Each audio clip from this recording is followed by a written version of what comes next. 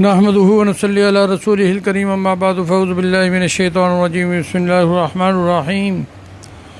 محترم سامعین کرام، ناظرین گرامی، السلام علیکم ورحمۃ اللہ وبرکاتہ۔ آج رمضان المبارک کا 7واں روزہ ہے اور 7واں پارہ قرآن کریم کا میرے سامنے کھلا ہوا ہے، جس کی ہم نے آج تشریح کرنی ہے، خلاصہ بیان کرنا ہے اختصار کے ساتھ۔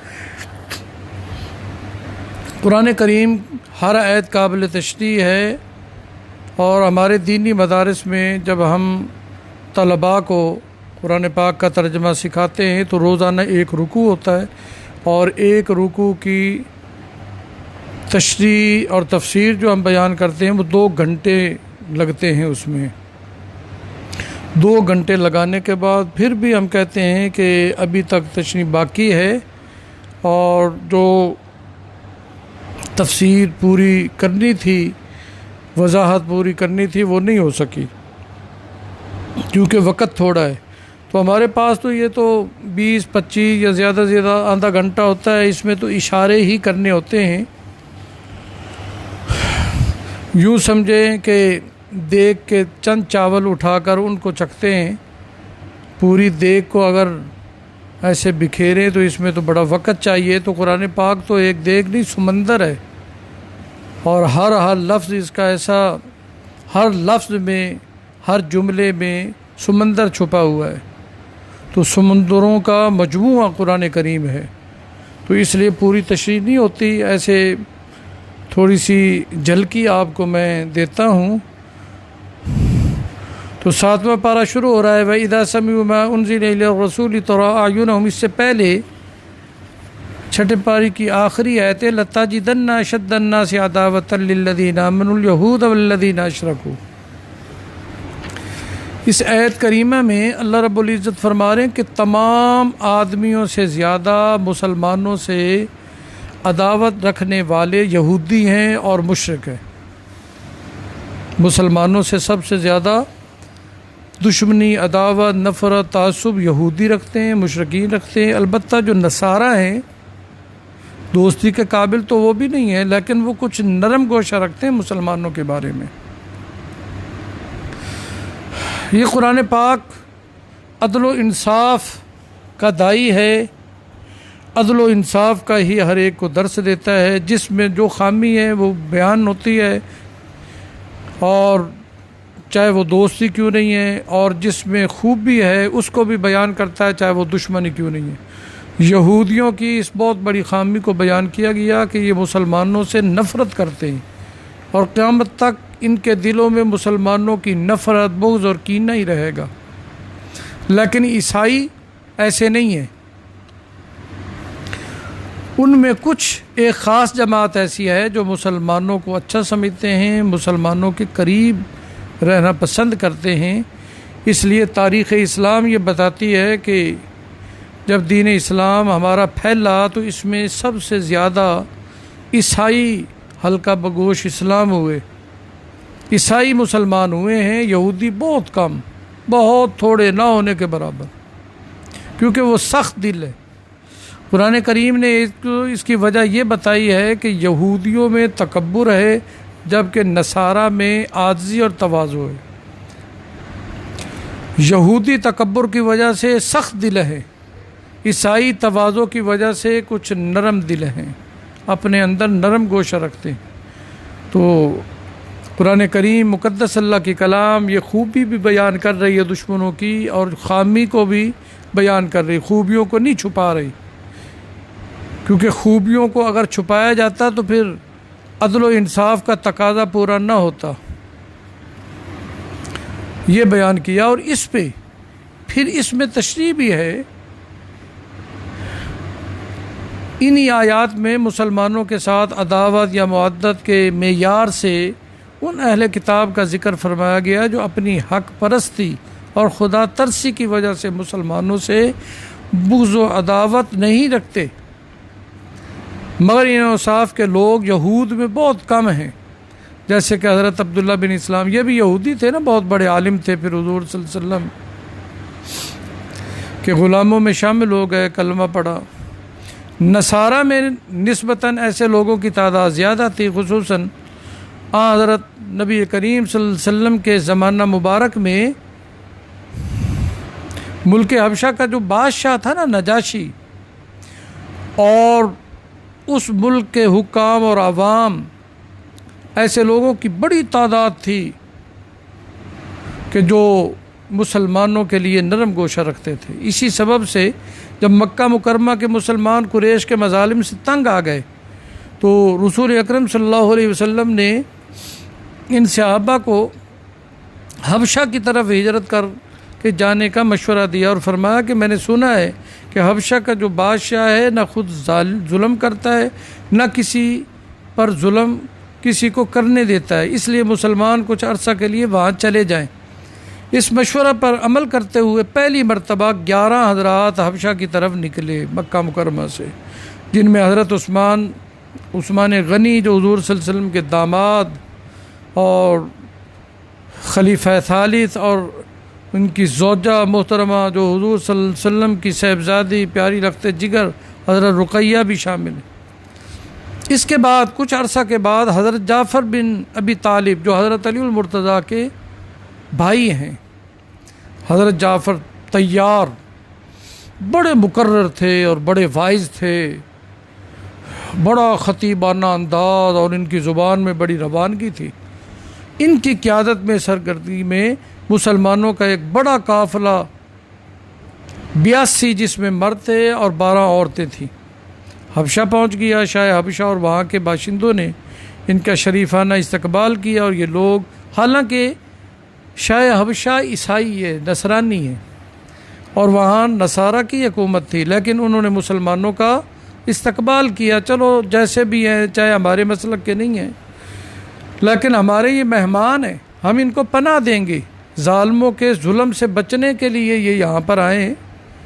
مسلمانوں کو بھی اسلام نے یہی سبق اور درس دیا ہے کہ جب بھی تمہارے دروازے پر کوئی آ کر امن چاہے اور امان چاہے تو تم ان کو امان دو، ان کو اپنا مہمان سمجھو، ان کا احترام کرو، ان کی خدمت کرو، بلا تفریق مسلک کے۔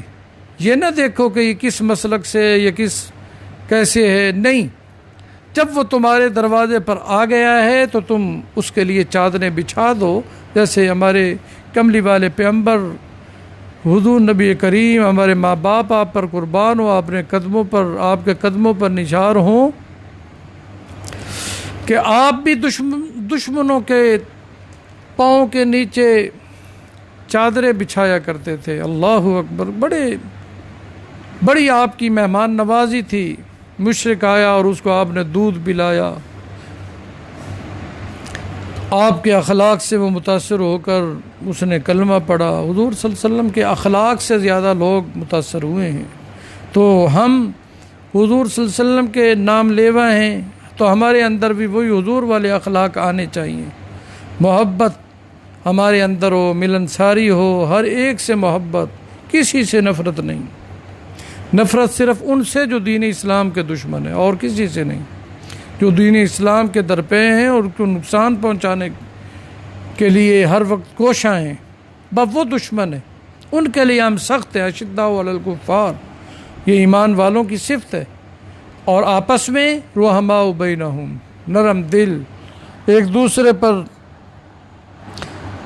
جان نثار کرنے والے، جان قربان کرنے کا جذبہ، ایک دوسرے پر خود بھوکے رہ کر دوسروں کو کھلانا، خود تکلیف اٹھا کر دوسروں کو تکلیفوں سے بچانا، یہ ہے اصل۔ تو حضور صلی اللہ علیہ وسلم نے ان صحابہ کو، جن پر بہت ہی مشرکین مکہ ظلم کرتے تھے، ان کو حبشہ کی طرف ہجرت کرنے کا آپ نے مشورہ دے دیا۔ یہ چلے گئے۔ قریش مکہ کے غیظ و غضب نے ان کو اس پر بھی نہ رہنے دیا، یہ لوگ کسی دوسرے ملک میں اپنی زندگی عافیت سے گزار لیں، یہ بھی برداشت نہیں تھی قریش مکہ کو۔ انہوں نے اپنا ایک وفد بہت سے تحفے دے کر شاہ حبشہ کے پاس روانہ کیا اور یہ درخواست کی کہ ان مسلمانوں کو اپنے ملک سے نکال دیں، مگر شاہ حبشہ نے حالات کی تحقیق کی اور حضرت جعفر بن ابی طالب، حضرت جعفر طیار اور ان کے ساتھیوں سے اسلام اور پیغمبر اسلام کے حالات معلوم کیے۔ ان حالات اور اسلام کی تعلیمات کو حضرت عیسیٰ علیہ السلام اور انجیل کی پیشین گوئی کے عین مطابق پایا۔ حضرت جعفر نے پھر ایسی تقریر کی نا شاہ حبشہ نجاشی کے دربار میں کہ رونگٹے کھڑے ہو گئے۔ سورۃ مریم کی جب حضرت جعفر نے تلاوت کی اور آیات پڑھی تو نجاشی پر سکتہ طاری ہو گیا، گریہ طاری ہو گیا، وہ رونے لگا۔ اس دربار میں جتنے بھی اس کے مشیر وزراء کھڑے تھے سب پر سکتہ طاری ہو گیا، ان کی آنکھوں میں آنسو بھر آئے۔ اللہ کی مقدس کلام پھر پڑھنے والے جعفر طیار سبحان اللہ بڑے متاثر ہوئے۔ بس وہ ایسے مطمئن ہوئے کہ یہ جو مشرکین کا وفد آیا تھا نا، ان کے تحفے بھی واپس کر دیے نجاشی بادشاہ نے۔ جاؤ میں نہیں لیتا، تم غلط ہو، غلط بات کی ہے تم نے کہ ان کو میں نکال دوں۔ کیوں؟ جو میری پناہ میں آئیں، جو مجھ سے توقع رکھیں، میری امید لے کر آئیں، میں ان کو نکال دوں؟ ایسے نہیں ہو سکتا۔ تم ظالم لوگ ہو، تمہارے ظلم سے تنگ آ کر یہ یہاں آ کر پناہ گزین ہوئے۔ اللہ اکبر۔ بالآخر شاہ حبشہ مسلمان بھی ہو گیا اور وہاں کے جو کافی لوگ مسلمان ہو گئے۔ حضرت جعفر طیار کی گفتگو، پر اثر گفتگو سن کر بڑے متاثر ہوئے، ان کے دل پر بڑا اثر ہوا۔ پھر شاہ حبشہ نے اپنی طرف سے ایک وفد بھیجا حضور صلی اللہ علیہ وسلم کی خدمت میں۔ ایک درویشانہ راہبانہ لباس میں ملبوس وہ وفد حاضر ہوا، کیونکہ عیسائیت میں رہبانیت بھی ہے نا، یہ اپنے گھر بار کو چھوڑ کر جنگلوں میں نکل جاتے ہیں، بھئی یہی ولایت ہے۔ لا رہبانیت فی الاسلام، حضور نے فرمایا کہ اسلام میں رہبانیت نہیں ہے کہ سب کو چھوڑ دو، بچوں کو پالنا، بیوی سے محبت کرنا، بچوں کی تربیت کرنا، بھئی یہی دین ہے، یہی اسلام ہے۔ یہ نہیں کہ ان کو چھوڑ کر، ورنہ عیسائیوں میں رہبانیت تھی کہ نکاح بھی نہیں کرتے تھے اور جنگلوں میں اپنی زندگی گزار دیتے تھے۔ اللہ معاف فرمائے۔ حضور نبی کریم صلی اللہ علیہ وسلم کے پاس میرے دوستو جب وہ وفد پہنچا نا نجاشی بادشاہ کا، تو آپ نے سورہ یاسین پڑھ کر سنائی۔ آئے ہائے، اور پھر کیا ہوا؟ اللہ کے پاک پیغمبر کی تلاوت یہ لوگ سنتے جاتے تھے اور ان کی آنکھوں سے آنسو جاری تھے۔ سب نے کہا یہ کلام اس کلام کے کتنا مشابہ ہے جو عیسیٰ علیہ السلام پر نازل ہوا تھا۔ یہ سب مسلمان ہو گئے، پیارے آقا کی زبان سے تلاوت سنی، دل پر اثر ہوا۔ ان کی واپسی کے بعد شاہ حبشہ نجاشی نے بھی اسلام کا اعلان کر دیا اور اپنا ایک خط دے کر اپنے صاحبزادے کو ایک دوسرے وفد کا قائد بنا کر حضور کی خدمت میں بھیجا، مگر سوء اتفاق سے یہ کشتی دریا میں غرق ہو گئی۔ الغرض حبشہ کا بادشاہ، حکام، عوام نے اسلام مسلمانوں کے ساتھ نہ صرف شریفانہ عادلانہ سلوک کیا بلکہ بالآخر خود بھی مسلمان ہو گئے۔ اس لیے تو نجاشی جب فوت ہوا نا حبشہ میں تو حضور صلی اللہ علیہ وسلم نے جنازہ پڑھا۔ یار لوگ کہتے ہیں غیبانہ جنازہ جائز ہو گیا، وہ غیبانہ نہیں تھا۔ حضور صلی اللہ علیہ وسلم مدینہ میں تھے، نجاشی حبشہ میں تھا۔ اللہ رب العزت نے حضور سے لے کر حضور صلی اللہ علیہ وسلم سے لے کر شاہ حبشہ تک درمیان میں سارے پردے نقاب اٹھا دیے تھے اور حضور صلی اللہ علیہ وسلم شاہ حبشہ کی میت کو دیکھ رہے تھے، تو میت گویا حاضر تھی اور حضور نے جنازہ پڑھایا۔ ایسی بات نہیں، غیبانہ جنازے نہیں ہیں اسلام میں۔ بہرحال یہ ایک اختلافی مسئلہ ہے، ہم اس کو نہیں چھیڑتے نہ اس کو ہوا دیتے ہیں، کوئی بات نہیں، جو پڑھتے ہیں وہ پڑھتے ہیں، ہمارا کیا لیتے ہیں۔ آگے قرآن کریم کی آیات میں یا ایھا الذین آمنوا لا تحرموا طیبات ما احل اللہ لکم ولا تعتدوا، اے ایمان والو، اللہ تعالیٰ نے جو چیزیں تمہارے لیے حلال کی ہیں نا ان کو اپنے آپ پر حرام نہ کرو۔ حلال اور حرام کرنا اللہ کے اختیار میں، بندوں کے اختیار میں نہیں ہے۔ یہ نہیں ہے کہ تم جس کو حلال کہو جس کو حرام کہو وہی حرام بن جاتی ہے، وہی حلال نہیں۔ حلال وہی ہے جس کو اللہ نے حلال کیا ہے، حرام وہی ہے جس کو اللہ نے حرام کیا۔ اس لیے اللہ کی اور تم آزاد نہیں ہو اس معاملے میں۔ یہ چائنا والے کھاتے ہیں چمگادڑ، چوہے، پتہ نہیں کیا کچھ، سوپ پیتے ہیں ان کا، اللہ معاف فرمائے۔ سانپ کھاتے ہیں، بچھو کھاتے ہیں، یہ لوگ گدھے کھاتے ہیں۔ نہیں، اسلام پاکیزہ مذہب ہے، پاکیزہ چیزوں کا اسلام میں انتخاب کیا ہے اسلام والوں کے لیے، ہمارے لیے پاکیزہ چیزیں، اچھی چیزیں۔ ان کے لیے کتے بلے ہیں جو اللہ کے انکاری ہیں، اور جو اللہ اور اللہ کے رسول کو ماننے والے، محبت کا دم بھرنے والے، ان کے لیے بکرے ہیں، چھترے ہیں، سبحان اللہ، دمبے ہیں۔ خوب کھاؤ، مزے اڑاؤ، کلو واشربو، لیکن ولا تسرفو، اتنا نہ کھاؤ کہ سانس بھی تمہیں نہ آئے اور تم سے اٹھا بھی نہ جائے۔ آگے لا یؤاخذکم اللہ باللغو فی ایمانکم، ان آیات میں اللہ تعالیٰ نا قسم کے احکام کچھ بیان کر رہے ہیں۔ یاد رکھیں کہ قسم کی 3 قسمیں ہیں۔ ایک قسم ایسی ہوتی ہے کہ وہ آدمی اٹھا لے نا تو اس پہ کفارہ نہیں ہوتا، لیکن گناہ ہوتا ہے، کفارہ نہیں ہوتا، گناہ ہوتا ہے۔ وہ کیسی ہے قسم؟ گزشتہ کسی اپنے واقعہ پر جان بوجھ کر کسی نے جھوٹی قسم اٹھا لی کہ وہ ایسے ہوا تھا، میں نے ایسے کیا تھا، ایسے ہی جھوٹ بولا، میں نے یعنی پہلے کسی گزرے ہوئے واقعے کے بارے میں اس نے، تو اس قسم کو یمین غموس کہتے ہیں۔ اس پر کفارہ نہیں ہوتا، لیکن ایسے جھوٹ ہے نا، اس لیے بہت بڑا گناہ ہے، گناہ کبیرہ ہے ایسے کرنا۔ یا کسی گزشتہ واقعے کی طرف اشارہ کر کے کہا، مثال کے طور پہ کہا کہ فلاں آدمی آیا تھا، میں اللہ کی قسم اٹھاتا ہوں، لیکن وہ آیا نہیں تھا، تو ایسی قسم یہ بھی یمین غموس ہے، اس میں بھی کفارہ نہیں ہے، لیکن ایسی قسمیں اٹھانی نہیں چاہیے۔ ایک تو یہ، اور دوسری قسم لغو ہے، اس کا بھی قرآن پاک میں ذکر ہے۔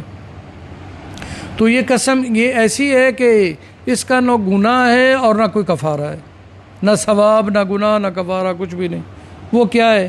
ایک تو کسی کا تکیہ کلام بن جاتا ہے نا، بات بات پہ قسم، اللہ کی قسم، اللہ کی قسم، اللہ کی قسم۔ یہ عرب حضرات زیادہ ایسے کرتے، واللہ واللہ واللہ، بس اللہ کی قسم، اللہ کی قسم، تکیہ کلام بن جاتا ہے ہر بات پہ قسم۔ تو اس پہ نہ گناہ ہے، نہ ثواب ہے، نہ کوئی کفارہ ہے، یہ یمین لغو کہلاتی ہے۔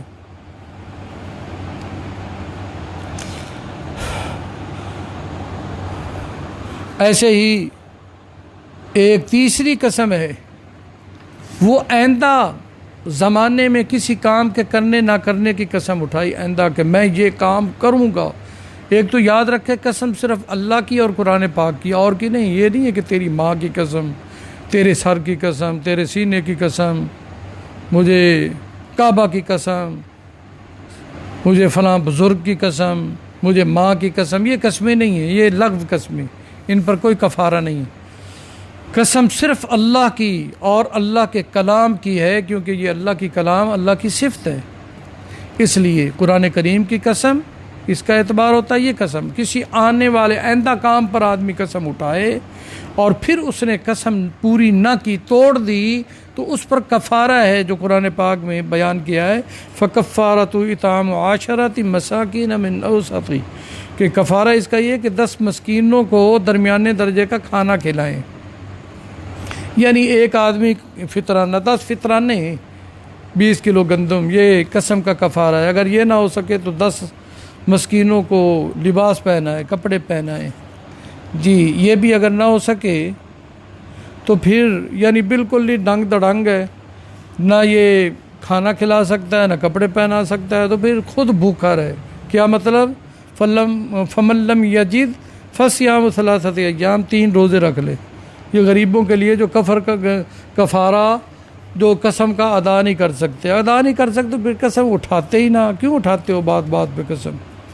اس میں ایک مسئلہ آگے۔ جی اگلی آیات ہے، یا ایھا الذین آمنوا انما الخمر والمیسر والانصاب والازلام رجس من عمل الشیطان، اے ایمان والو بے شک اللہ پاک نے تم پر شراب کو، جوئے کو، بت کو، پانسے کو، ان سب گندے کاموں کو حرام کر دیا ہے تم پر، اور یہ گندے کام من عمل الشیطان، شیطان کے عمل میں سے ہیں، رجس من عمل الشیطان، بہت ہی گندے غلیظ کام۔ فجتنبوا، اللہ حکم دے رہا ایمان والو تمہیں ان گندے کاموں سے بچو، لعلکم تفلحون، کامیاب ہو جاؤ گے۔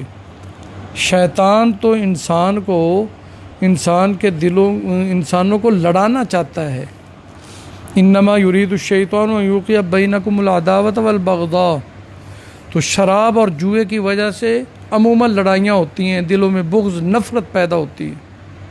جو ہار جاتا ہے نا جوئے میں، وہ پھر اس کے دل میں بغض اور نفرت بیٹھ جاتی ہے۔ اور شراب میں عموماً آدمی اپنی ماں کو مار دیتا ہے، بیوی کو طلاقیں دے دیتا ہے شراب کے نشے میں آ کر، اس لیے یہ چیزیں حرام ہیں۔ اور پھر وَيَصُدَّكُمْ عَنْ ذِكْرِ اللَّهِ وَعَنِ الصَّلَاةِ، یہ جو شراب ہے، جوا ہے، یہ ایسے لغو کام ہیں، گندے کام ہیں، ان کی نحوست نیک اعمال پر پڑتی ہے۔ اللہ کے ذکر سے یہ کام روکتے ہیں اور نماز پڑھنے سے بھی روک دیتے ہیں۔ تو اس لیے ایسے کام جو اللہ اور اللہ کے رسول سے انسان کو دور کر دے وہ نہیں کرنے چاہیے، ان سے بچنے کا حکم ہے۔ باقی اس میں بڑی تفصیل ہے، وہ میں بیان نہیں کرتا، پہلے بھی وقت بہت ہو رہا ہے۔ اللہ اکبر، کتنا وقت ہو گیا ہے۔ تو یہ سورۃ المائدہ سمجھے کہ بس ختم ہی ہو گئی ہے۔ اس میں ایک جھلکی ہے، یوم یجمع اللہ، ہاں جعل اللہ الکعبۃ البیت الحرام، اس میں یہ بھی ہے کہ اللہ تعالیٰ نے کعبۃ اللہ کو قیام للناس، لوگوں کے قیام کا باعث بنایا ہے، والشہر الحرام، اور بزرگی والے مہینے، والہدی، اور قربانی کا جانور، والقلائد، اور جس کے گلے میں تم نے قربانی کا پٹکا ڈال دیا کہ یہ اس کی میں قربانی کروں گا، یہ محرم ہے، یہ قابل احترام چیزیں ہیں۔ شہر حرام کون سا دن ہے یہاں پر مراد؟ کون سا مہینہ؟ ذی الحجہ کا مہینہ، جس میں حج کیا جاتا ہے۔ تو کعبۃ اللہ اس کا ایک مقام ہے، اس کا ایک شان ہے جس کو اللہ تعالیٰ نے بیان کیا ہے۔ اور آگے چل کر پھر آخری رکوع میں نا، سورۃ المائدہ کے آخری رکوع میں اللہ رب العزت نے عیسیٰ علیہ السلام کا ذکر کیا ہے، بلکہ تمام انبیاء کا ذکر کیا ہے۔ قیامت کا دن ایسا ہوگا کہ جہاں سارے انسانوں کو اللہ جمع کریں گے، وہاں اللہ کے پیغمبر، اللہ کے رسول بھی جمع ہوں گے، اور اللہ تعالیٰ پھر یوم یجمع اللہ الرسل فیقول ماذا اجبتم قالوا لا علم لنا انک انت علام الغیوب، جس دن اللہ جمع کرے گا سب پیغمبروں کو، پھر کہے گا ان کو کہ تمہارے پاس کیا کوئی جواب ہے؟ وہ کہیں گے کہ اللہ تو ہی علام الغیوب ہے، تو ہی سب کچھ جاننے والا ہے۔ اللہ رب العزت عیسیٰ بن مریم کو قیامت کے دن کہیں گے کہ میں نے تم پر ایک نعمت کی تھی، تمہیں نبی بنایا، بغیر باپ کے پیدا کیا، تمہاری والدہ کو میں نے شان بخشا، اور پھر تم نے پنگوڑے میں بات بھی کی، 3 دن کے تھے نا عیسیٰ علیہ السلام، پنگوڑے میں بول اٹھے تھے، انی عبداللہ، میں اللہ کا بندہ ہوں، یہ میری والدہ ہے، اور میں اللہ کی قدرت سے پیدا ہوا ہوں بغیر باپ کے۔ یہ نہیں ہے کہ میری والدہ نے کسی سے کوئی زنا کرایا، نعوذ باللہ، وہ عفت و پاک دامنی میں بے مثال تھی۔ حضرت مریم جیسی ہماری عورتیں بھی بن جائیں، اما عائشہ جیسی بن جائیں، حضرت فاطمہ جیسے بن جائیں تو کام نہ ہو جائے، پھر اللہ کے ولی پیدا ہوں۔ آج تو شیطان زیادہ پیدا ہو رہے ہیں، یہ ہماری عورتوں کی تربیت کی کمی ہے۔ عورتیں تربیت یافتہ ہوں تو اولاد کی تربیت کریں گی۔ جی سورۃ مائدہ ختم ہو گئی، آگے سورۃ انعام ہے، اور سورۃ انعام میں اللہ رب، میں ابھی اختصار کے ساتھ 5 منٹ میں آپ سے بات کرتا ہوں، باتیں کافی لمبی ہو گئی ہیں۔ سورۃ انعام یہ 7ویں پارہ کے دوسرے پاؤں سے سورہ انعام کا آغاز ہو رہا ہے۔ اس سورت میں 165 آیات اور 20 رکوعیں، یہ سورت مکی ہے۔ اور یاد رکھیں مکی جتنی بھی صورتیں ہیں نا، مکہ مکرمہ میں نازل ہونے والی، ہجرت سے پہلے جو نازل ہوئی ہیں، ان میں توحید، رسالت، آخرت کو بیان کیا گیا، اور جو مدنی صورتیں ان میں اللہ احکام کو بیان، کیونکہ مدنی جب مدینہ میں نازل ہوئی ان میں احکامات نازل ہوئے، جب تک حضور مکہ میں رہے نا کوئی حکم نہیں آیا، حتیٰ کہ نماز کا حکم بھی نہیں آیا، تو صرف توحید کی دعوت تھی، رسالت کی دعوت تھی، آخرت کی دعوت تھی۔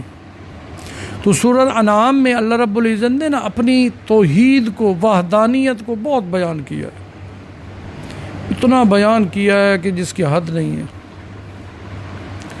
دعا ہے کہ اللہ تعالیٰ ہمیں عمل کرنے کی توفیق عطا فرمائے۔ ابراہیم علیہ السلام کا بھی اس میں واقعہ ہے، اور پھر آگے چل کر نا 18 نبیوں کے واقعات اللہ تعالیٰ نے، 18 نبیوں کے نام ایک ہی رکوع میں اللہ تعالیٰ نے لیے ہیں، وحدانیت کو بیان کرتے ہوئے۔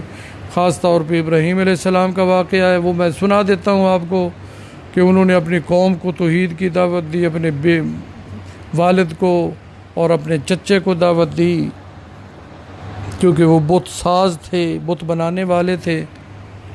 اللہ تعالیٰ نے بت ساز کے گھر میں اور بت پرست کے گھر میں بت شکن پیدا کر دیے، اور شرکگاہ کے اندر، شرکگاہ کے ماحول میں اللہ تعالیٰ نے موحد پیدا کر دیا۔ ابراہیم علیہ السلام ایک رات ایسے پڑے ہوئے تھے اور چمکتا ہوا ستارہ نظر آیا، چمکتے ہوئے ستارے پر نظر پڑی ابراہیم علیہ السلام کی، تو فوراً کیا کہا کہ یہ میرا خدا ہے۔